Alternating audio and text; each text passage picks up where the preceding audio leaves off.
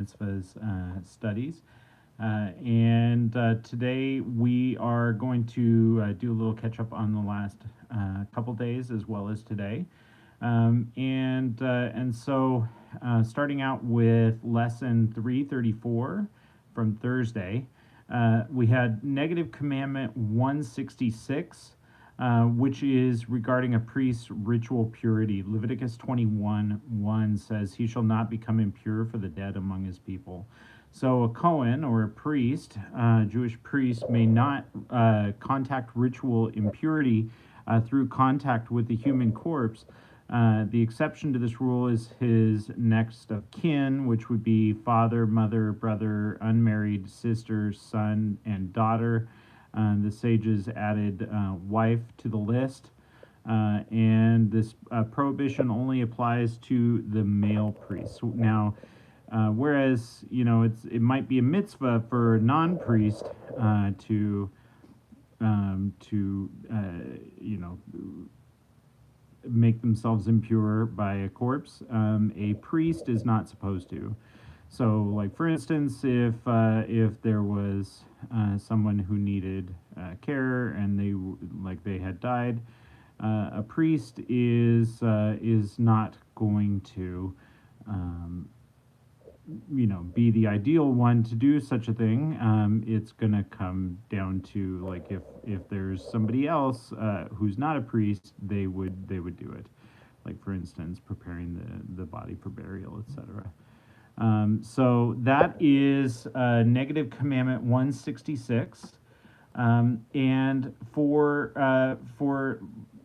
Friday or Thursday, excuse me, the commandment was the same. So negative commandment 166 for day 335.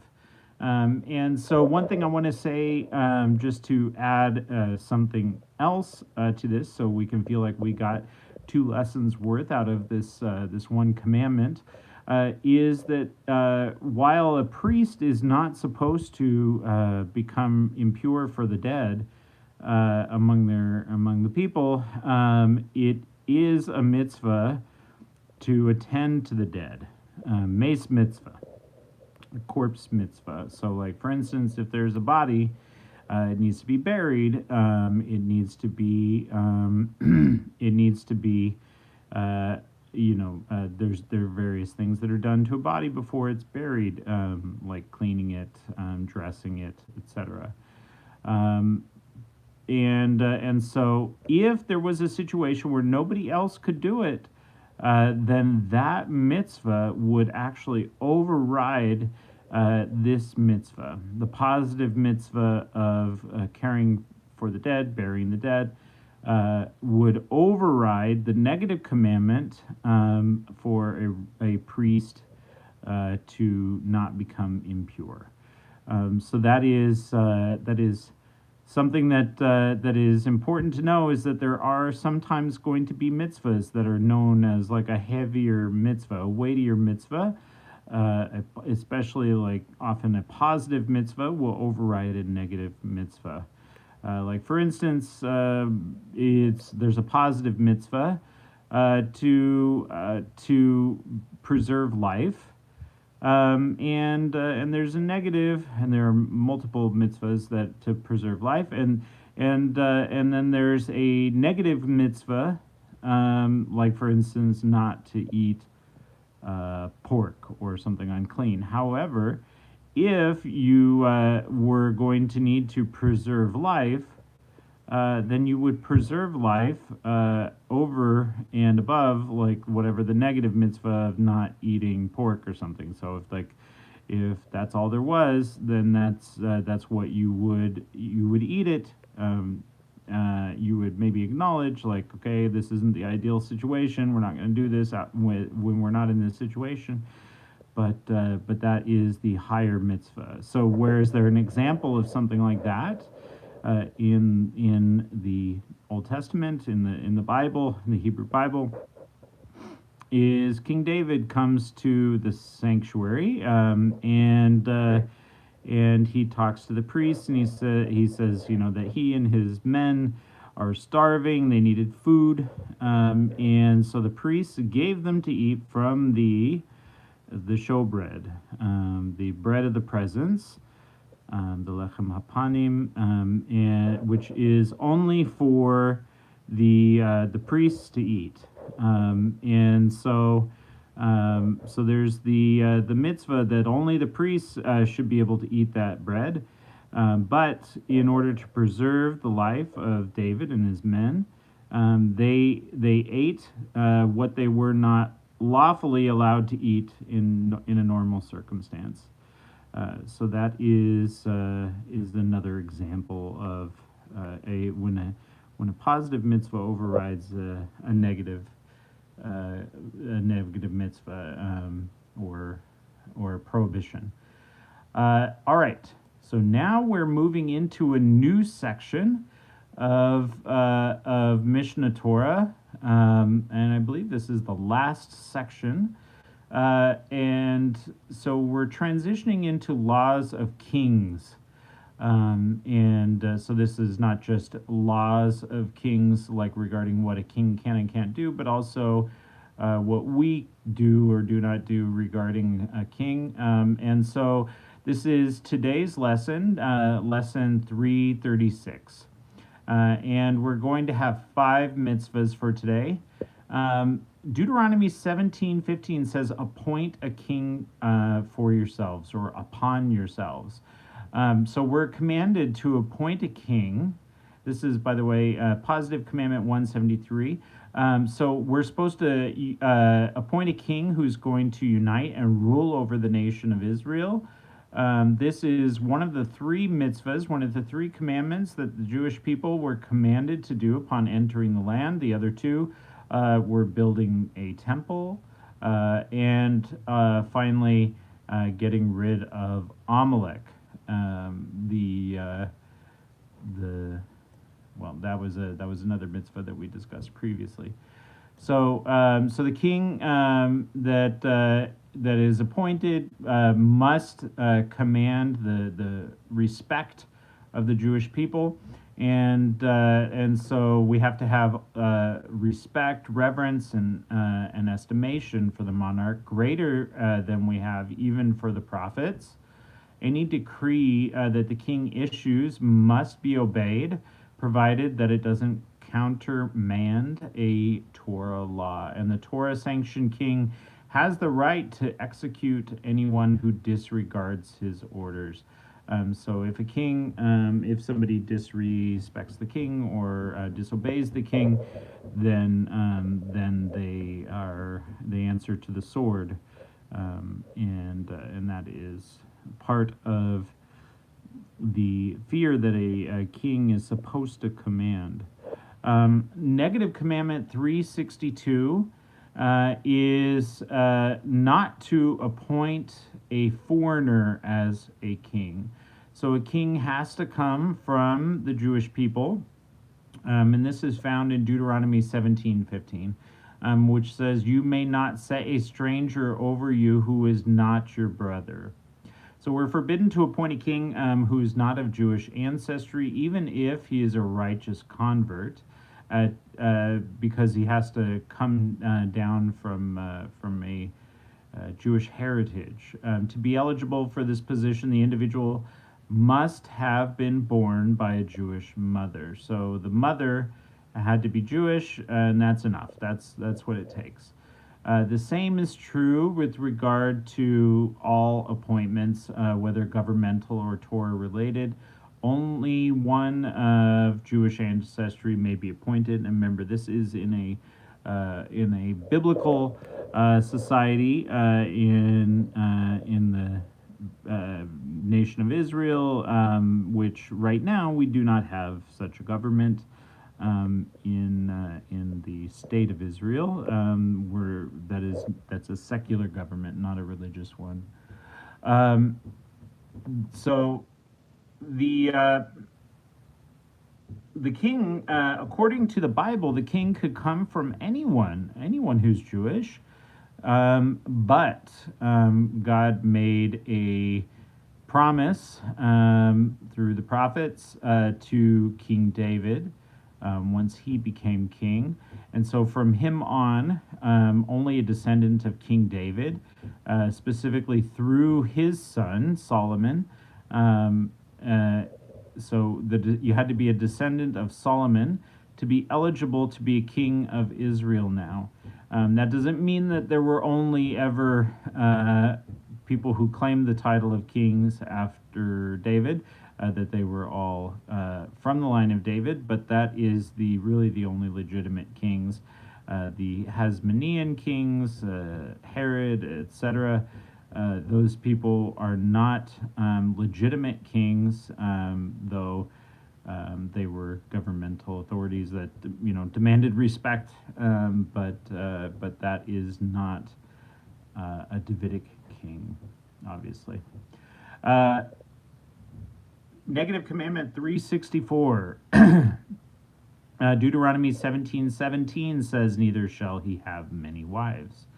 And so, what does that mean? Many wives? Does that mean he can only have, one wife? That might be the ideal, but many is determined to be 18.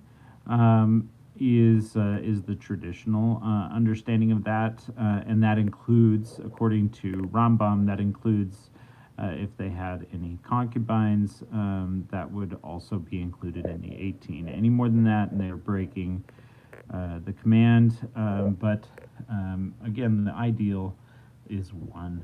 But you might biblically end up in a situation where you have more than one wife, because you're fulfilling other mitzvahs, like, for instance, taking the wife of your deceased brother, etc. So that's something to note. All right, negative commandment 363. A king is not to accumulate many horses. This comes from Deuteronomy 17:16. Today, maybe we would say he shouldn't have a car full of, or a garage full of cars like Jay Leno has, way more cars than a person could ever have. Maybe we would use that as an example, or chariots. Deuteronomy 17:16 says, "He shall not accumulate many horses." A king may not accumulate many horses. He can have one horse to ride on, and for military purposes, as many as his royal stables need to hold. But his entourage may not include even one extra horse running before him. All right, negative commandment 365. A king amassing personal wealth. It's interesting, isn't it, to think of King Solomon, who had many wives, and talks about many horses and having much wealth. And I think a lot of people look at that and they think, wow, this King Solomon, he was doing so great. But if you really read and understand the commands of the king, that the king is regarded or required to follow, then having many wives and many horses, having many stables, etc., having a lot of wealth, that's actually not a positive. All right, so negative commandment 365, neither shall he greatly multiply to himself silver and gold. That comes from Deuteronomy 17:17. So a king may not amass personal wealth. He may keep in his personal treasury the funds sufficient to pay his servants and soldiers' wages, but no more than that. That's amazing, isn't it? We have people who are CEOs that are more wealthy than a Jewish king is allowed to be, and for that for communal purposes, he may collect as much as he wishes. So the reason for these prohibitions against accumulating wives, horses, and money is explicitly stated in the Torah. So the Torah says he may not acquire many horses for himself, so that he will not bring the people back to Egypt in order to acquire many horses. He shall not take many wives for himself, so that his heart shall not turn away from God, and he shall not acquire much silver and gold for himself. Because the reasons of these mitzvahs are known, many decided to disregard them, claiming that the reasons don't apply to them, which is like Shlomo HaMelech, King Solomon. Despite his incredible wisdom and knowledge, and despite the fact that he was dubbed a friend of God, he fell into this trap of feeling like he understood why the commandment existed, and that he was not going to fall prey to the downsides, the negatives of choosing to do differently. So this is a valuable lesson for us when we know the reasons behind the mitzvahs, the commandments. We would find reasons to abolish them all if Solomon made this mistake. Certainly the weak-minded general public would do the same, saying, God only commanded us to do this and forbade us from doing that because of this or this. We will be meticulous regarding the reason why the mitzvah was given, but disregard the command itself. So, like, for instance, I know why the Bible gave those dietary restrictions. It's all about health, so I'm just going to be careful about my health, and then I will be good. Or, figure out any other mitzvah, and I know why and what the goal was, and so if I understand the goal or the lesson behind the commandment, then I don't need to keep the actual command itself. And so if, God forbid, we were to do that, then the whole Torah would be lost. Therefore, God concealed the reasons behind many of the commandments. And most of the reasons are beyond comprehension of the general population, but there is not one that doesn't have a logic or a reason, and they're all, as the prophet testifies, the statutes of God are upright and they make the heart rejoice. So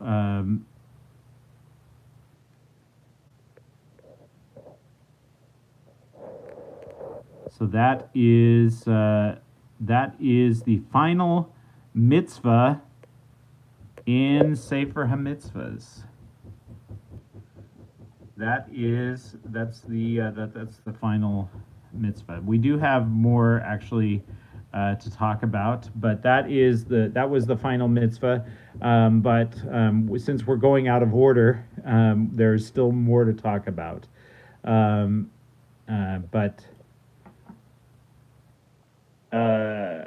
So we'll be back. With God's help, we'll be back tomorrow, perhaps after Shabbat, or tomorrow night, or possibly on Sunday. We are very, very close to the end of Sefer HaMitzvos. So thank you so much for joining me for this past year, going through all of the commandments in the Torah, in the Bible. And so hopefully this will be a useful resource for people, or maybe you heard a few of them and it brought some clarity. Maybe it starts you on a journey of learning. And so, Baruch Hashem, thank God. All right, thank you for joining me. Have a great night. Have a great day in every way. And for those keeping Shabbat here coming soon, good Shabbos. Bye-bye.